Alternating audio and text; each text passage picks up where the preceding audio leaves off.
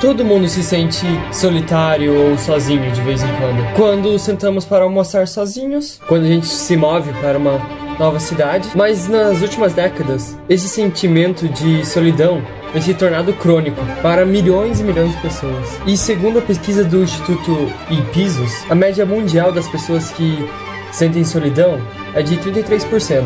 E ainda no levantamento dessa pesquisa, foi mostrado que 50% dos brasileiros se sentem solitários ou sozinhos. E nos Estados Unidos, 46% de toda a sua população se sente solitária várias vezes. Pelos meios digitais, o mundo está mais conectado do que nunca. Com todos os avanços das redes sociais e o WhatsApp, por exemplo, permite que a gente mande mensagem para várias pessoas de uma maneira digital. Mas você tem toda essa conexão no mundo digital, por que as pessoas se sentem mais isoladas? Não é meio estranho? Mas estar sozinho e ser solitário são coisas diferentes. Você pode gostar de ficar em casa com paz e sossego, e às vezes pode não gostar de ir quando está rodeado com amigos. A solidão é algo que é individual para cada um. Mas, se você se sentir solitário, você está solitário. A solidão pode afetar qualquer um. Mesmo você ter dinheiro ou uma grande empresa, nada te impede de você se sentir solitário. Porque, afinal, isso é parte da sua biologia e dos seus instintos. A solidão, ela é um instinto corporal, como a fome, por exemplo. A fome faz você pensar nas coisas que você precisa comer. E a solidão faz você prestar atenção nas suas necessidades sociais. O seu corpo, ele se importa com interações sociais porque isso foi um instinto de sobrevivência que os seus ancestrais desenvolveram milhões de anos atrás para te ajudar a sobreviver. A seleção natural no passado fez com que os nossos antepassados tivessem que colaborar para continuar vivendo e sobrevivendo, para formar conexões entre si. O nosso corpo se adaptou para identificar como que uma pessoa pode se sentir, para que a gente possa se aproximar ou se afastar mais daquela pessoa. E principalmente antes, no passado, conseguir calorias, cuidar dos filhos, preparar a comida, plantar, fazer a fogueira, era praticamente impossível fazer se você estivesse sozinho. Então, ficar junto significava a sobrevivência, enquanto ficar sozinho e isolado era o mesmo que a morte. E os humanos não desejavam a morte. Então era crucial que você se desse bem com os outros. E para você impedir e se prevenir de ser excluído, o seu corpo, ele inventou uma espécie de dor social. E essa dor social, ela é uma adaptação à rejeição, para impedir que você se comportasse de um jeito que iria te excluir do seu grupo ou dos outros. Bem antes, quem aceitava a rejeição tinha mais chance de mudar o seu comportamento, para assim ficar na tribo, enquanto aqueles que não suportavam a rejeição e ficavam fora da tribo, isolados, provavelmente morriam. É por isso que a rejeição machuca. Emotional damage! E também é por isso que a solidão é algo tão doloroso. E esses tipos de mecanismos para manter a humanidade unida funcionou bem nesses tempos. Mas, um pouco mais adiante na história, os humanos começaram a construir um novo mundo. E é nesse novo mundo atual que podemos encontrar uma epidemia de solidão. Mas não era só hoje também que podemos ver umas coisas de solidão e de afastamento social. Por exemplo, na Revolução Industrial, várias pessoas deixaram suas tribos e aldeias para começar a trabalhar em fábricas. E comunidades e tribos que viviam por centenas de anos começaram a enfraquecer e se dividir e partir rumo às cidades. Então as cidades cresciam. E quanto mais tempo se passava, mais a humanidade vai evoluindo e construindo. Até que essa tendência acelerou cada vez mais. Nos tempos de hoje, várias pessoas deixam seus laços familiares e laços sociais para procurar novas oportunidades, como o amor da sua vida, um novo emprego, às vezes para estudar em algum outro lugar ou estudar fora. E muitas vezes esse afastamento faz com que a gente veja cada vez menos as pessoas e acontece que várias vezes os laços são diminuídos ou às vezes até cortados. A maioria das pessoas acaba num estado de solidão crônica por acidente. Quando você fica adulto, às vezes você fica mais ocupado e trabalha mais. E fica ocupado com a escola, com o seu emprego ou com a sua vida romântica e assim vai. Que acaba por muitas vezes ficar sobrecarregado e às vezes não sobra tempo. E uma coisa mais conveniente de fazer nesses casos para várias pessoas é cortar laços e ficar menos tempo com os amigos. E principalmente quando você já está adulto, é mais difícil encontrar conexões mais íntimas. E daí quando você quer interagir com os outros, mas muitas vezes não consegue, e passa muito tempo, a solidão se torna crônica. Enquanto, por exemplo, atualmente a gente pode estar preocupado ou ansioso para o próximo iPhone, ou interessados por isso e conversando com os outros sobre isso, os nossos antepassados atrás já tinham interesse em algo e também conversavam sobre aquele tal interesse. Porque os nossos ancestrais e a humanidade, o ser humano no geral foi feito para interagir com os outros. Mas a solidão, ela pode acabar com a nossa saúde, prejudicar nosso cérebro e várias outras coisas bem ruins.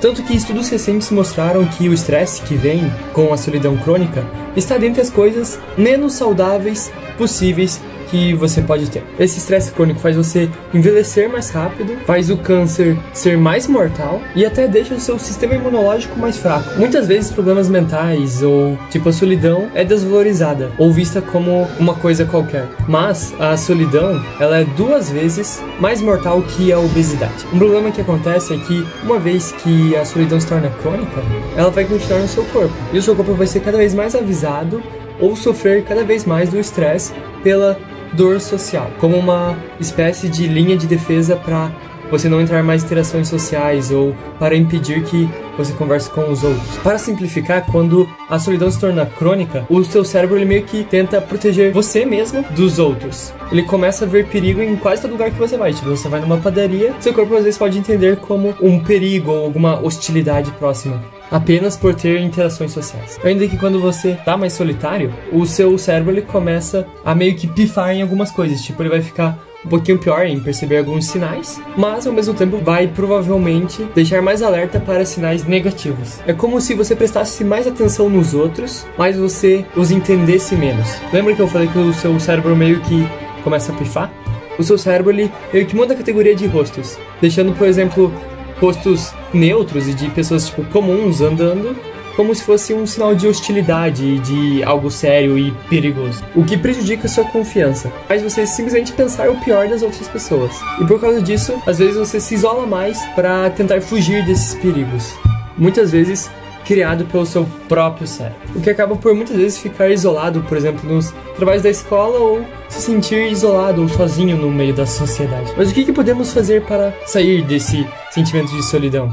Afinal, se você não enfrentar a solidão, ela vai simplesmente continuar na sua vida. Se a solidão é algo que está importunando sua vida e que está te prejudicando muito, a primeira coisa que você pode fazer é tentar reconhecer os ciclos viciosos e os sinais de gatilho que o seu corpo criou. Inicialmente, suas emoções e sentimentos podem estar focados em tristeza e coisas negativas. Porque por muitas vezes faz você simplesmente focar nessas partes negativas e tristes das interações sociais. E deixa o seu pensamento e o seu próprio pensamento sobre os outros cada vez mais negativo, que por muitas vezes altera o seu comportamento e às vezes começa a evitar interações sociais, o que leva a mais sintomas de isolamento e solidão. Muitas vezes você se sente sozinho quando você é o último a ser escolhido, às vezes em um grupo da escola, ou quando os outros não conversam com você, ou às vezes quando você não é convidado para alguma festa ou para algum compromisso que você adoraria ter ido, e às vezes você fica meio triste e só foca nessas coisas, mas cada um tem as suas próprias histórias de vocês mesmos. E se você se acostuma a ser o excluído, as pessoas também vão querer ou começar e continuar a achar que você é o excluído e vão te excluir mais. Mas ainda tem esperança. O mundo pode mudar dependendo da perspectiva que você vê, do jeito que você olha e pensa. Ainda que isso é preciso tratar e cuidar quanto antes, pois quanto continuar, vai acabar tendo mais sintomas e mais problemas, e pode até resultar em depressão. Que mesmo que você queira ter interações sociais, seu corpo impede de você ter elas. A primeira coisa para você sair desse sentimento de solidão é aceitar que a solidão é um sentimento normal e que acontece com qualquer um, assim como a ansiedade. Então não há nada do que ficar envergonhado. Você não consegue simplesmente tirar esse sentimento num estalar de dedos, mas você pode aceitar esse sentimento, ver e perceber que ele existe e aceitá-lo e se livrar do que está causando esse sentimento. Você pode olhar mais para si mesmo, tentar reconhecer as coisas que você está fazendo e perceber ou analisar se você está se concentrando mais em coisas positivas ou em coisas negativas. Por exemplo, a conversa que eu tive com aquela pessoa foi realmente negativa ou ela foi neutra e não deu nada? Ou será que ela foi até positiva? Às vezes você tá tão preocupado com as partes negativas que você esquece de ver as coisas realmente boas que você esqueceu. Por exemplo, a conversa que você teve com aquela pessoa foi realmente algo ruim? Ou você que adicionou? O que foi realmente o que aquela pessoa falou? Você deveria se preocupar com aquilo? Às vezes, é muito importante ter o contexto em conta. Às vezes aquela pessoa só estava com tempo curto, você não sabe pelo que ela estava passando. Sempre é importante ter empatia com os outros também. Às vezes você entra em uma interação ou numa conversa, você já sabe como que vai fazer, já tem uma preocupação, já sabe, não, vai dar ruim, não vou nem tentar. O que adianta? Com esse pensamento que às vezes é mais difícil de você andar pra frente. Muitas vezes você assume que os outros não querem conversar com você. Mas isso é realmente verdade?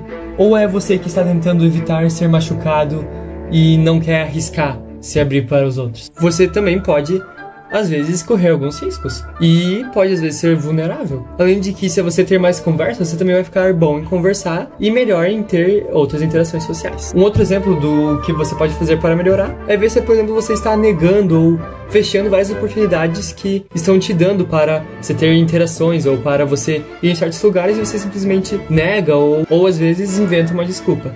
Uma pergunta que, às vezes, pode te ajudar. Você está realmente procurando novas conexões?